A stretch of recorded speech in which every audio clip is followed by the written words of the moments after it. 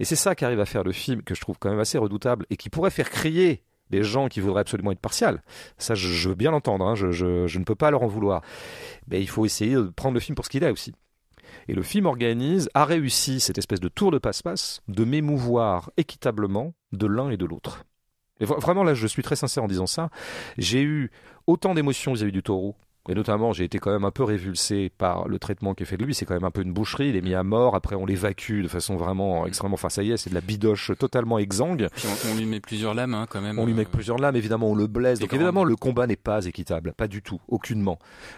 Mais il se trouve que dans ce film, je peux témoigner du fait que j'ai eu peur avec Andrés. Quand il se fait embrocher. Et j'ai eu peur. Non, mais j'ai eu peur tout le temps avec lui. Enfin, j'étais avec lui. Je l'ai admiré aussi. Il a suscité des émotions chez moi. Et des émotions plutôt positives. Globalement positives. Et le taureau, évidemment, aussi. Et donc, d'arriver à trouver cette espèce de ce que j'appelais d'équanimité, quoi, émotionnelle, c'est quand même une espèce de d'opération tout à fait prodigieuse du film, et encore une fois, qui pourrait faire crier des gens qui seraient absolument concernés par le fait qu'il faut absolument être partial et prendre parti. Bon, de la même façon, ils sont frères, si je puis dire. Il y a une fraternité d'opacité entre les deux. L'animal, c'est quoi ? L'animal, c'est quelque chose qui nous échappe. Il est opaque. On ne sait jamais ce que pense un animal. On ne saura jamais d'ailleurs quel degré de pensée les animaux. Peut-être qu'un jour on saura, parce qu'on saura scanner leur cerveau. Mais pour l'instant, on ne sait pas, et c'est très bien. C'est beau, l'opacité. Et c'est ça qui rend les plans fascinants aussi. C'est qu'on ne sait jamais. Est-ce que ce taureau, dans ce premier plan, a peur ? Est-ce que les taureaux qui sont voués à devenir de la chair à corrida le savent ? On ne sait pas trop. Au moment de l'estocade, tu sens quand même que de l'estocade, oui. Le taureau, il ressent quelque chose qui est pas très agréable. Non, mais je parlais pas de ça. Je parlais du degré de conscience de la chose avant, ou au moment où voilà. Il y a une opacité. Je trouve ça très beau et très émouvant. Et puis il y a une opacité de Andrés aussi, qui nous échappe totalement. Il a une opacité animale, ce monsieur. C'est-à-dire que moi, je sais pas si ce mec-là est débile ou sublime. Je sais pas s'il est courageux ou pas courageux. Je sais pas à quel point il a peur. Je sais pas à quel point la corrida à chaque fois c'est un événement ou au contraire c'est une petite routine. En fait, on ne sait pas. Et donc il y a une espèce de parenté ou de gémellité dans l'opacité que je trouve très belle. C'est-à-dire que le film n'arrête pas de les mettre ensemble. Et d'ailleurs, quand il filme la corrida, le plan de base, c'est un plan où ils sont tous les deux.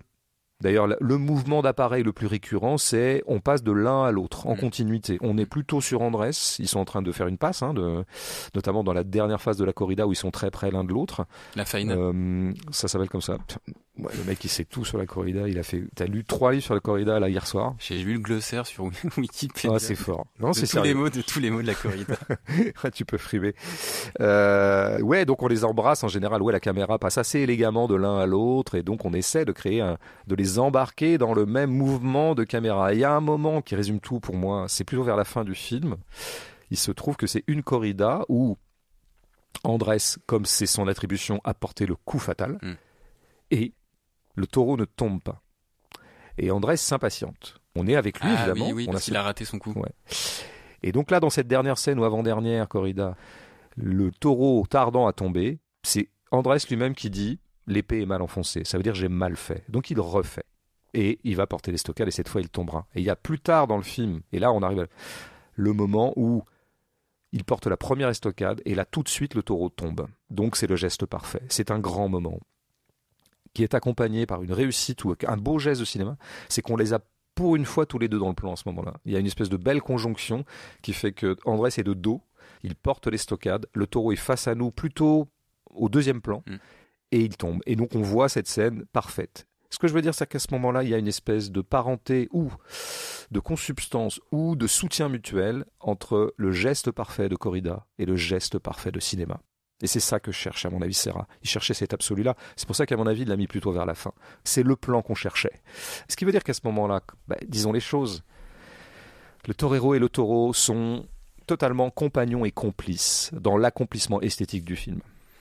Le film de Serra n'est ni pour ni contre la corrida. Il est complètement avec la corrida, je le redis toujours. Il accompagne la corrida. Et la réussite de la corrida sera la réussite de son plan. Et la réussite de son plan accusera la réussite même de la corrida. Ce qu'il faut essayer de voir, c'est à quel point, bien sûr que tout oppose le torero et le taureau. Tout les oppose, ne serait-ce que parce qu'il y a un dominant et un dominé, et que c'est toujours le dominant qui gagne. Mais d'un point de vue esthétique, ils sont à égalité. C'est la démocratie par l'art. Et ça, évidemment, des spectateurs peuvent être inaccessibles à ça. Peuvent décider que non, mais ils rentrent pas là-dedans. Non. Désolé, moi je maintiens l'opposition, il y a un dominé, un dominant. Mais esthétiquement, se mettre en position esthétique, c'est jouir de ce moment-là comme un moment de parfaite congruence et harmonie entre les deux. Parce qu'ils ont réussi à créer un geste parfait. Un petit peu comme la lionne qui attaque le gnou dans un roman contemporain. Bon, la victoire de l'esthétique, je voudrais préciser un peu les choses vite fait. La victoire de l'esthétique, pour moi, le tempérament esthétique ou le regard esthétique sur le monde, ça ne veut pas dire tirer les choses à leur beauté. C'est pas ça qui m'intéresse, moi, dans l'esthétique.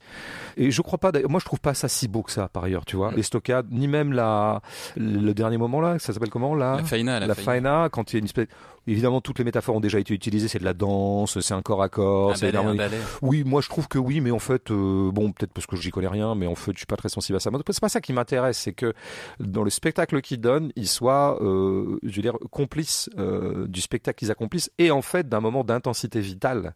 En fait, l'esthétique, elle perçoit pas la beauté des choses, elle perçoit la grandeur de la vie. Et je pense que ça, c'est vraiment un truc que veut Serra. Il revendique une stylisation pour ça, je pense. Ouais, mais je pense que la stylisation chez Serra, c'est de rendre la vie à la grandeur stylistique qui est la sienne. Tu vois, c'est pas modifier la vie ou la recolorer ou la changer ou la réagencer pour qu'elle soit stylée. C'est qu'elle est stylée elle-même. Il faut arriver à aller chercher le style de la vie. Et le style de la vie, bah, c'est ça.